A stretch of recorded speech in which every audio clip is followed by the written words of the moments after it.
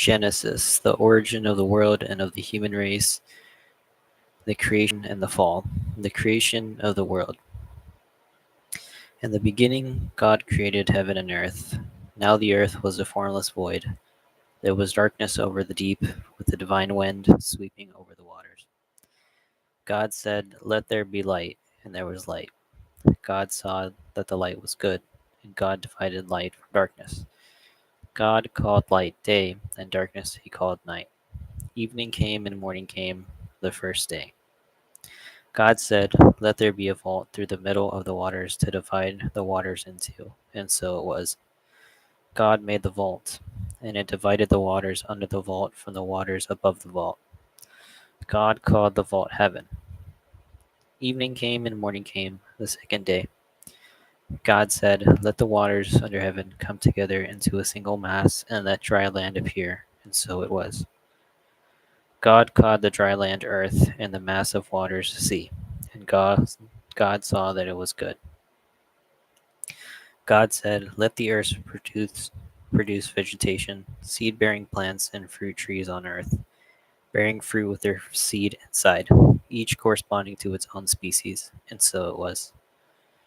The earth produced vegetation, the various kinds of seed-bearing plants, and the fruit trees with seed inside, each corresponding to its own species. God saw that it was good. Evening came and morning came, the third day. God said, "Let there be lights in the vault of heaven to divide day from night, and let them indicate festivals, days, and years. Let them be lights in the vault of heaven to shine on earth." And so it was.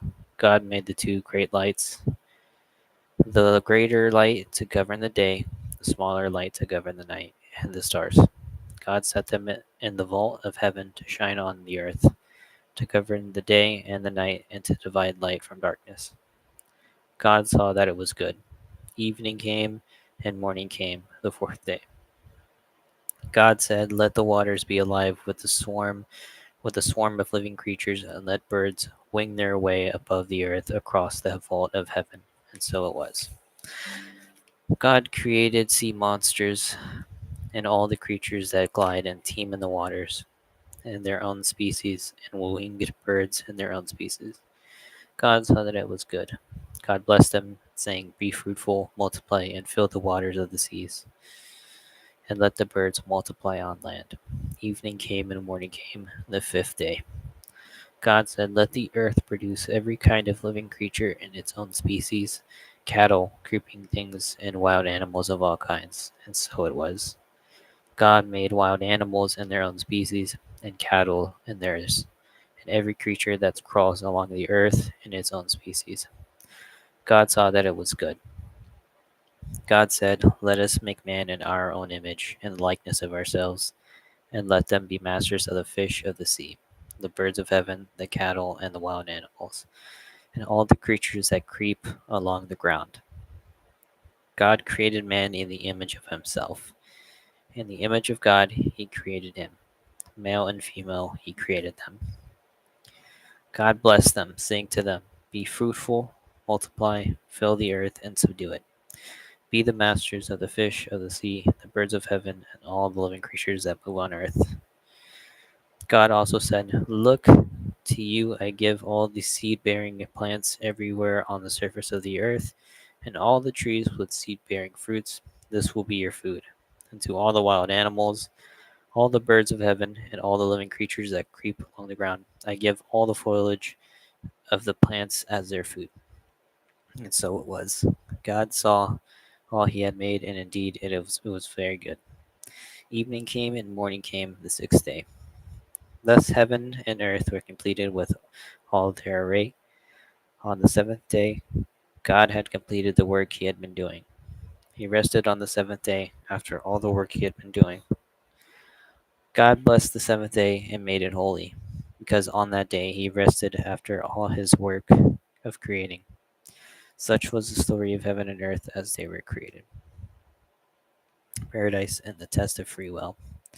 At the time when Yahweh God made earth and heaven, there was as yet no wild bush on the earth, nor had any wild plant yet sprung up. For Yahweh God had not sent rain on the earth, nor was there any man to till the soil. Instead, water flowed out of the ground and watered all the surface of the soil. Yahweh God shaped man from the soil of the ground and blew the breath of life into his nostrils, and man became a living being. Yahweh God planted a garden in Eden, which is in the east, and where he put the man he had fashioned.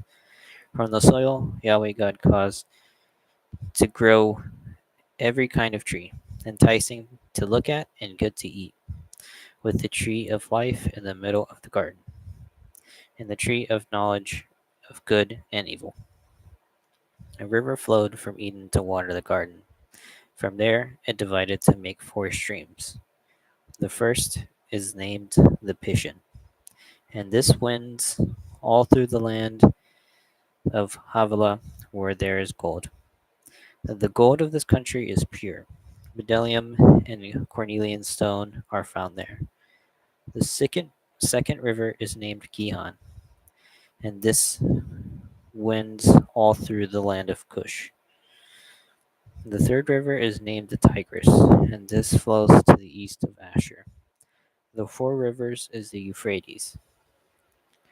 Yahweh God took the man and settled him in the garden of Eden to cultivate and take care of it.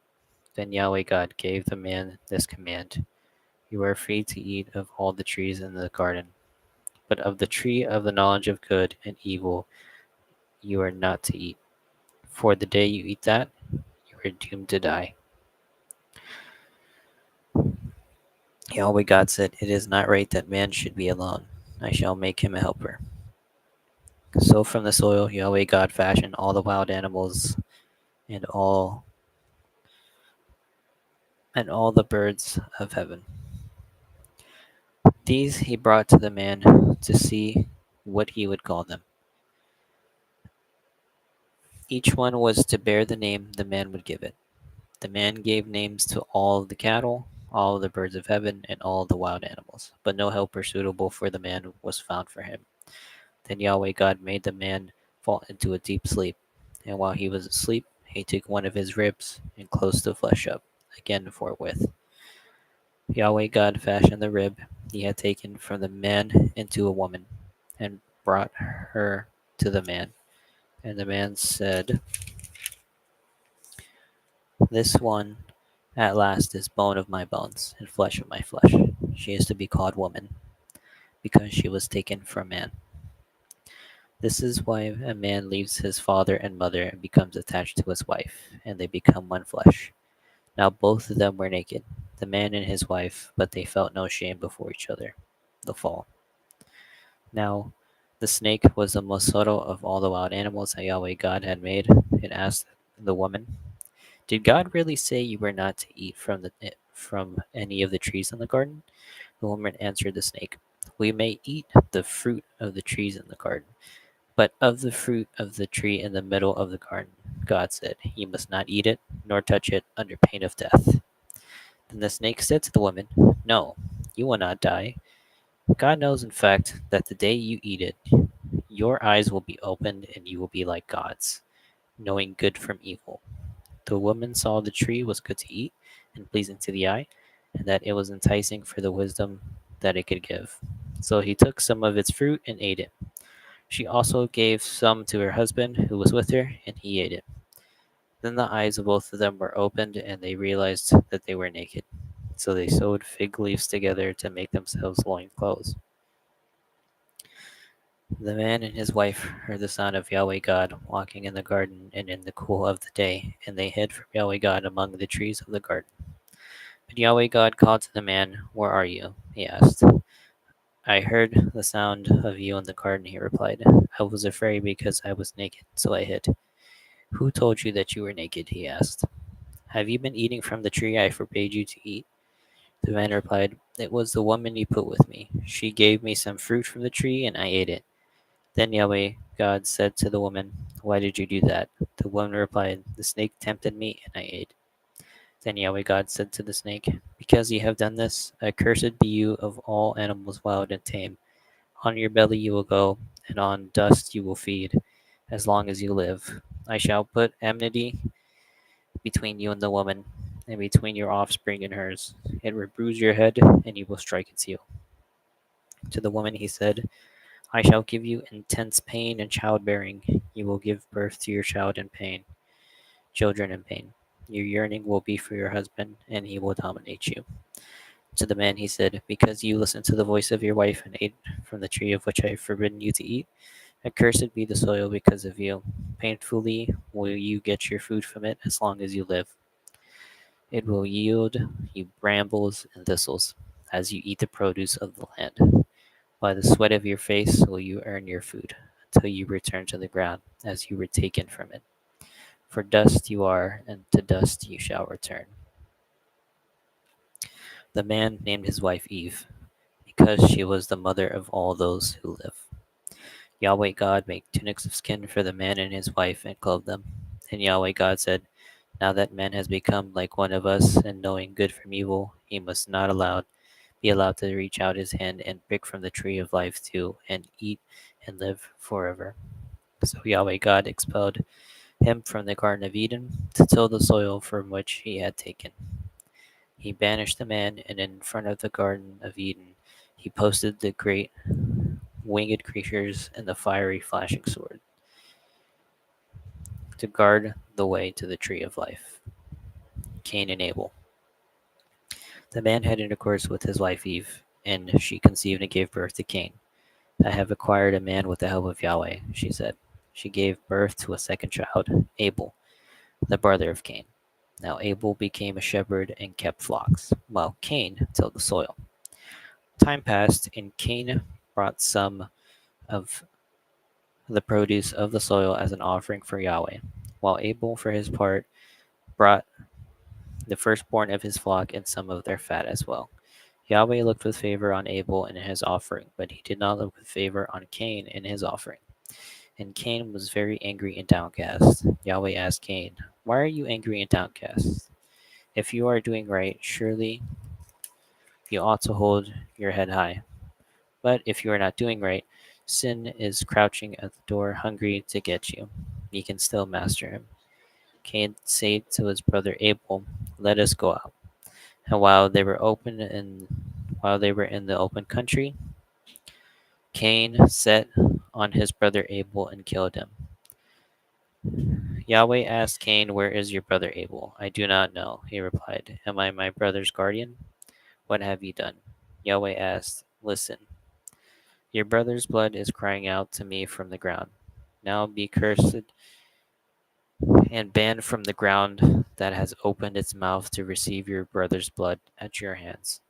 When you till the ground, it would no longer yield up its strength to you. A restless wanderer you will be on the earth. Cain then said to Yahweh, my punishment is greater than I can bear. Look, today you drive me from the surface of the earth. I must hide from you and be a restless wanderer. Why, whoever comes across me will kill me. Very well, then, Yahweh replied. Whoever kills Cain will suffer a sevenfold vengeance. So Yahweh put a mark on Cain so that no one coming across him would kill him. Cain left Yahweh's presence and settled in the land of Nod, east of Eden.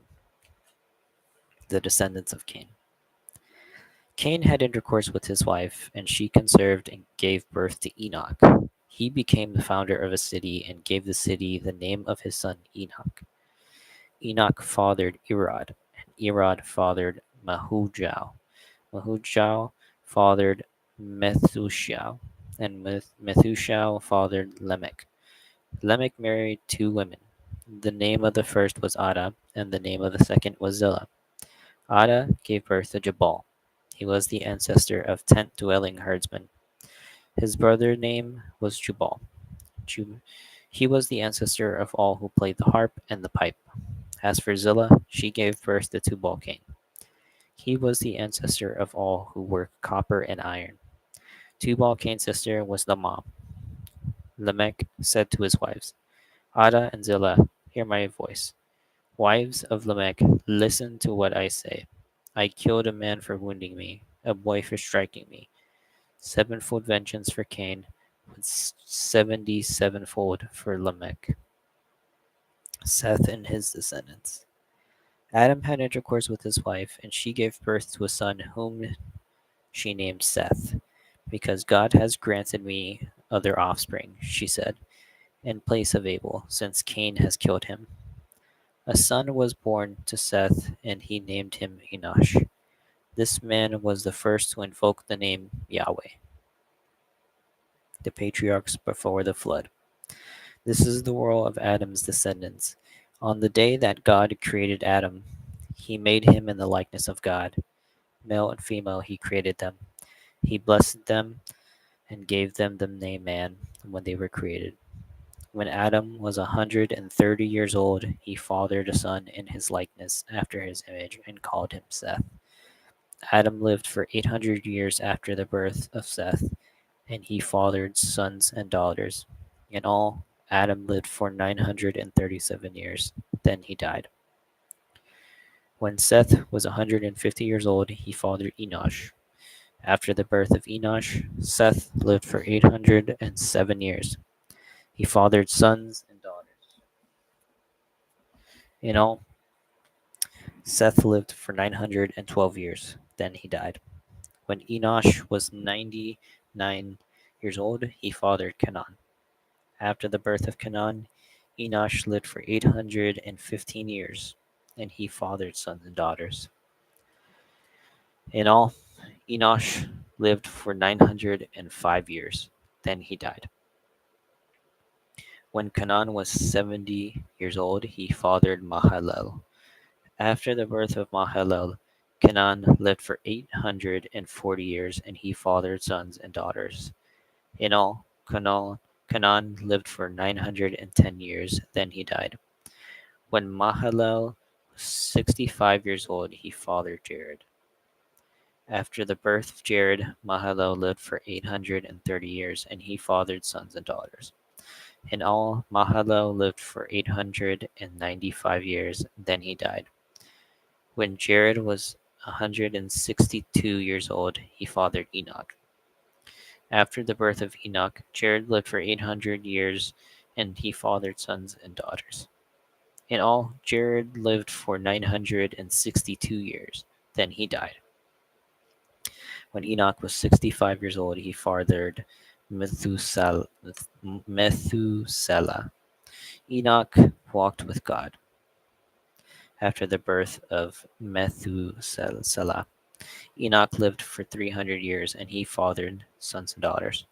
In all, Enoch lived for 365 years. Enoch walked with God. There was no more because God took him. When Methuselah was 187 years old, he fathered Lamech. After the birth of Lamech, Methuselah lived for 782 years, and he fathered sons and daughters. In all, Methuselah lived for 969 years, then he died. When Lamech was 182 years old, he fathered a son.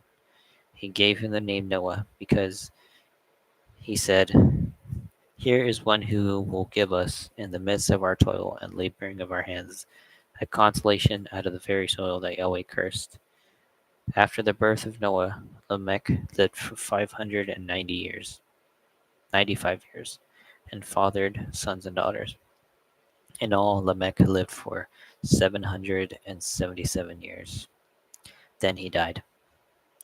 When Noah was 500 years old, he fathered Shem, and Japheth, sons of God and women.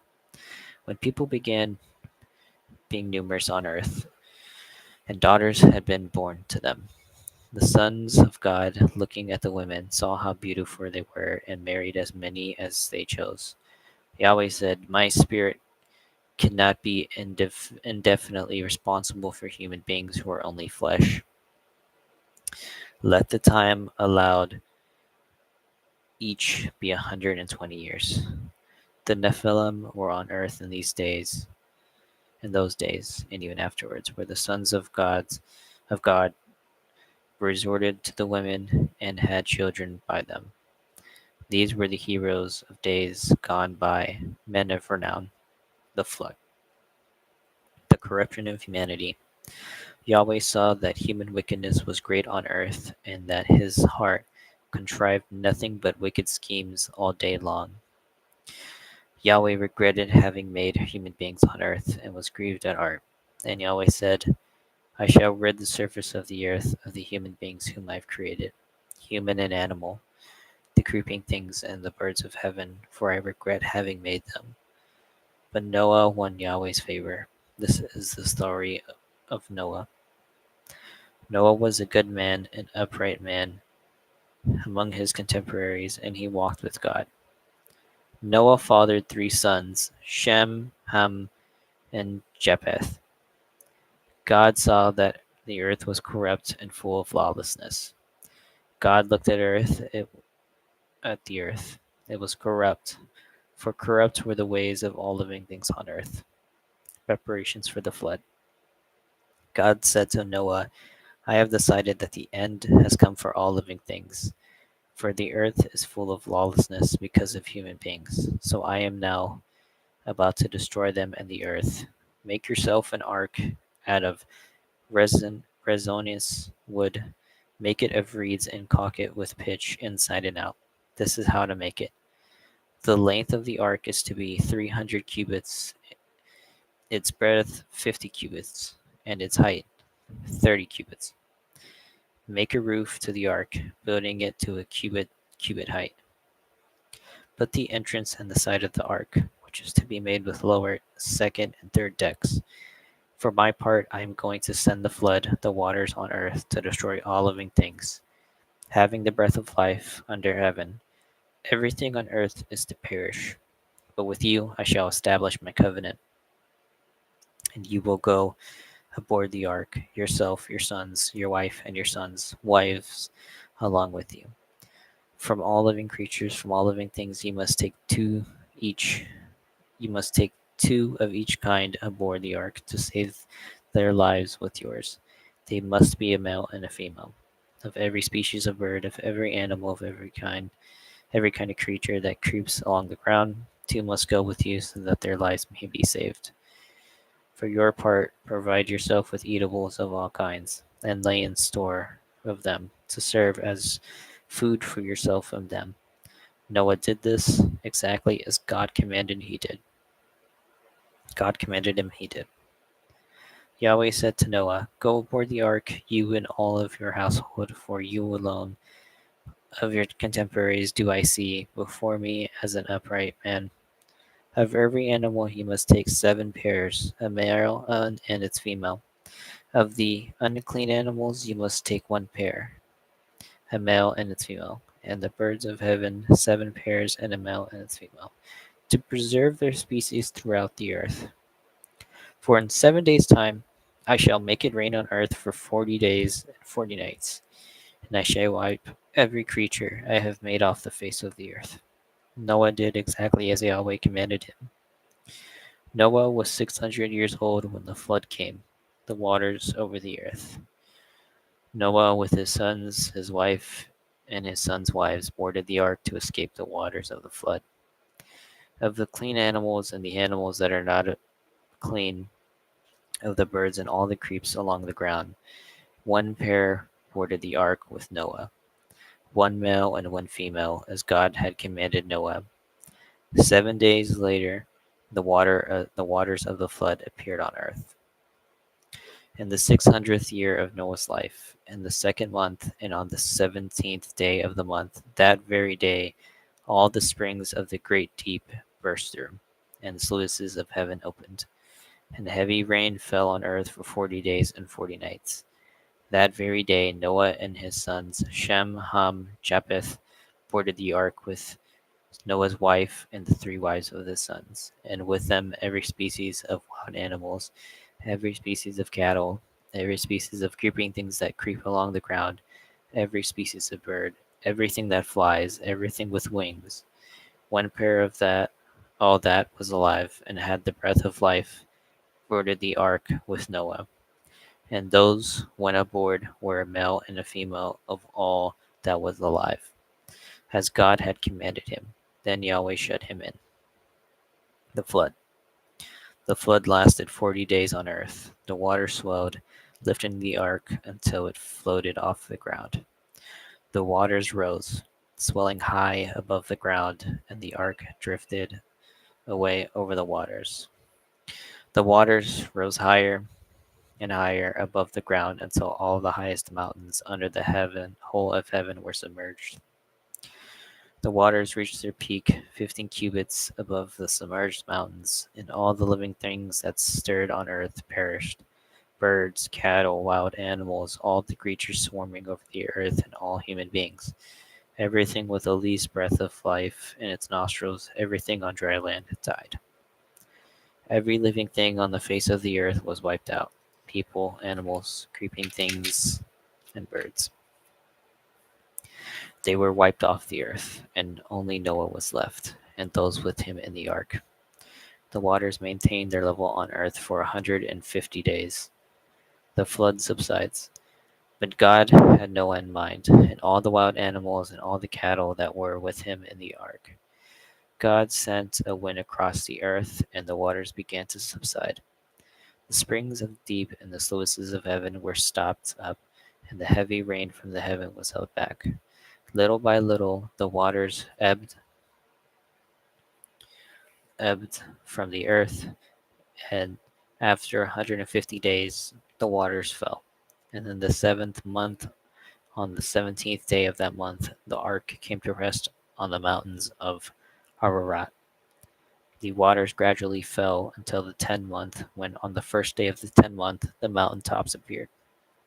At the end of 40 days, Noah opened the window he had made in the ark and released a raven, which flew back and forth as it waited for the waters to dry up on earth.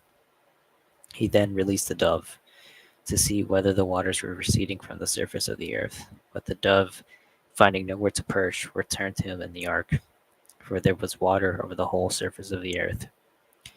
Putting out his hand, he took hold of it and brought it back up into the ark with him. After waiting 7 more days, he again released the dove from the ark. In the evening, the dove came back to him, and there in its beak was a freshly picked olive leaf. So Noah realized that the waters were receding from the earth. After waiting 7 more days, he released the dove, and now it returned to him no more. It was in the 601st year of Noah's life, and the seventh and the first month, and on the first of the month, that the waters began drying out on earth. Noah lifted back the hatch of the ark and looked out. The surface of the ground was dry. In the second month, on the 27th day of the month, the earth was dry. They disembarked. Then God said to Noah, "Come out of the ark, your wife, your sons, and your sons' wives with you. Bring out all the animals with you, all the living things, the birds, the cattle, and all the creeping things that creep along the ground, for them to swarm on the earth, for them to breed and multiply on earth." So Noah came out with his sons, his wife, and his sons' wives. And all the wild animals, all the cattle, all the birds, and all the creeping things that creep along the ground came out of the ark, one species after another. Then Noah built an altar to Yahweh, and choosing from all the clean animals and all the clean birds, he presented burnt offerings on the altar.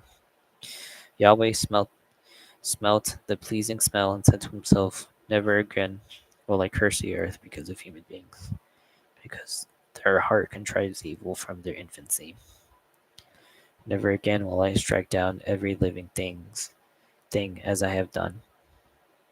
As long as earth endures, seed time and harvest, cold and heat, summer and winter, day and night will never cease." The New World Order. God blessed Noah and his sons and said to them, "Breed, multiply, and fill the earth. Be the terror and the dread of all the animals on the land, and all the birds of heaven, of everything that moves on the land, and all the fish of the sea. They are placing in your hands. Every living thing that moves will be yours to eat. No less than the foliage of the plants, I give you everything. With this exception, you must not eat flesh with life, that is to say, blood in it.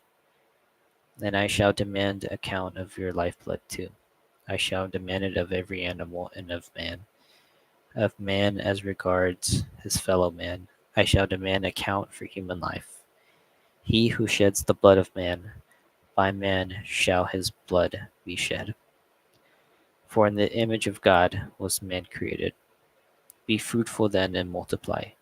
Teem over the earth and subdue it.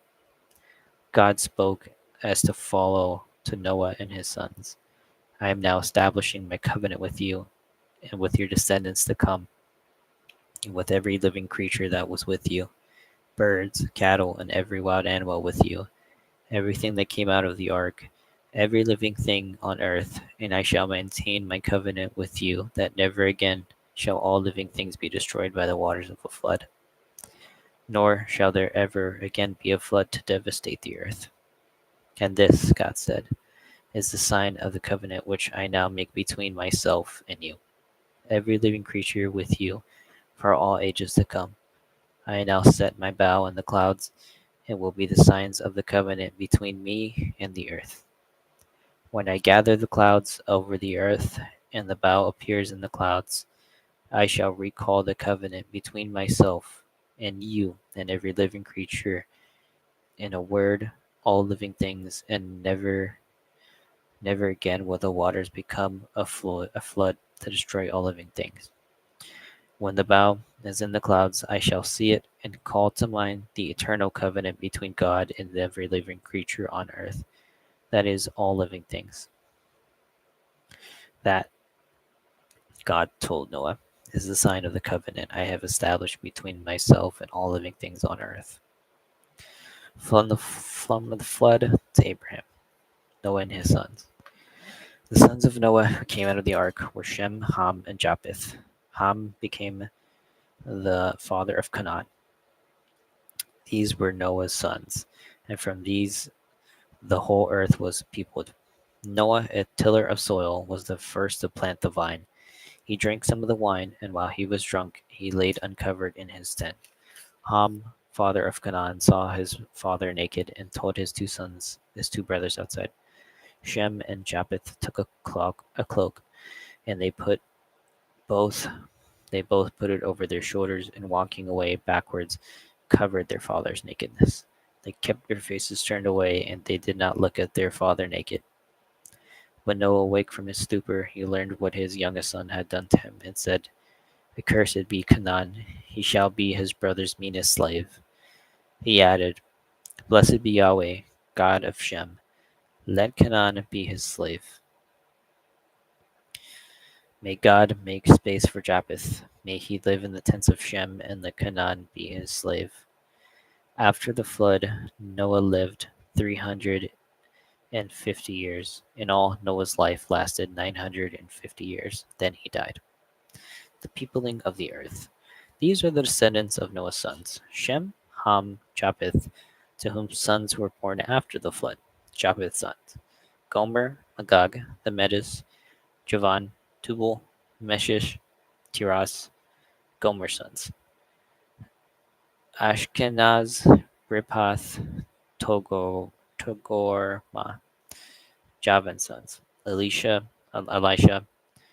Tarshish, the Kittim, the Danites. From these came the dispersal to the islands of the nations. They were Japheth's sons, in their respective countries, each with its own language by clan and nation. Ham's sons: Cush, Mizraim, Put, Canaan.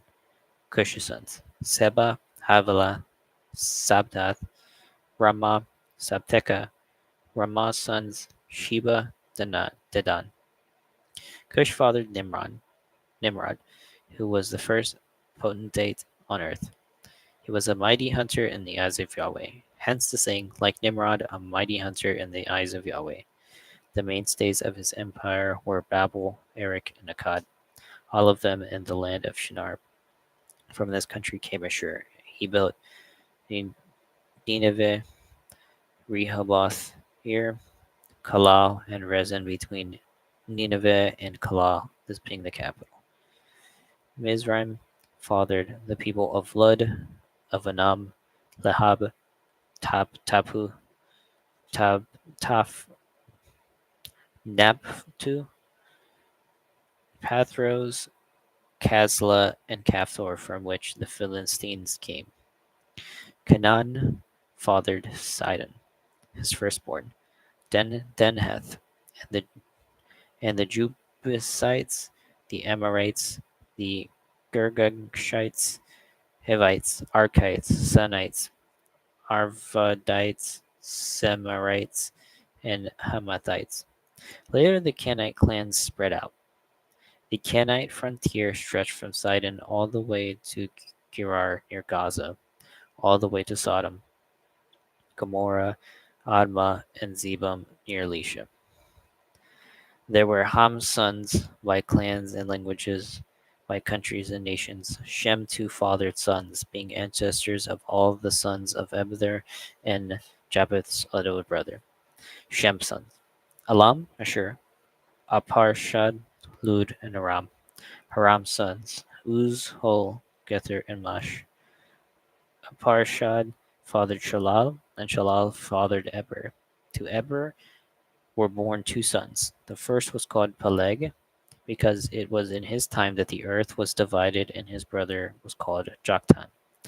Joktan fathered Almodad, Shelef, Hazar Maveth, Jura, Hadoram, Uzal, Dikla, Obal, Abima, El, Sheba, Ophir, Havilah, Jobab.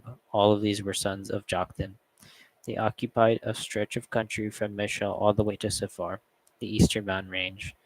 These were Shem's sons by clans and languages, by countries and nations. Such were the claims of Noah's descendants, listed by descent and nation. From then, other nations branched out on earth after the flood. The Tower of Babel. The whole world spoke the same language with the same vocabulary. Now, as people moved eastwards, they found a valley in the land of Shinar, where they settled. They said to one another, "Come, let us make bricks and bake them in the fire." For stone they used bricks, and for mortar they used bitumen. "Come," they said, "let us build ourselves a city and a tower with its top reaching heaven. Let us make a name for ourselves so that we do not get scattered all over the world." Now Yahweh came down to see the city and the tower that the people had built. "So they are all a single people with a single language," said Yahweh. "This is only the start of their undertakings. Now nothing they plan to do will be beyond them. Come, let us go down and confuse their language there so that they cannot understand one another." Yahweh scattered them thence all over the world, and they stopped building the city. That is why it was called Babel. Since there Yahweh confused the language of the whole world, and from there Yahweh scattered them all over the world. The patriarchs after the flood.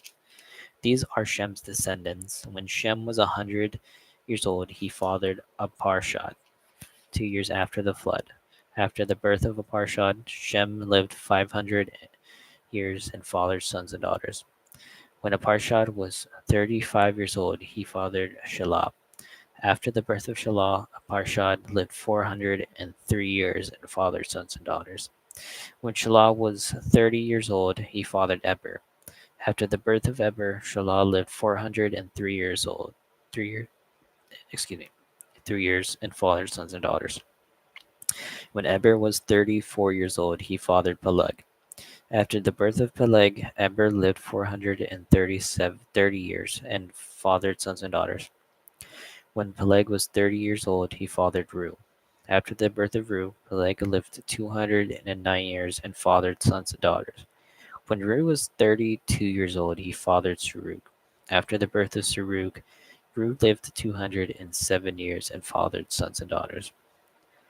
When Serug was 30 years old, he fathered Nahor. After the birth of Nahor, Serug lived 200 years and fathered sons and daughters. When Nahor was 29 years old, he fathered Terah.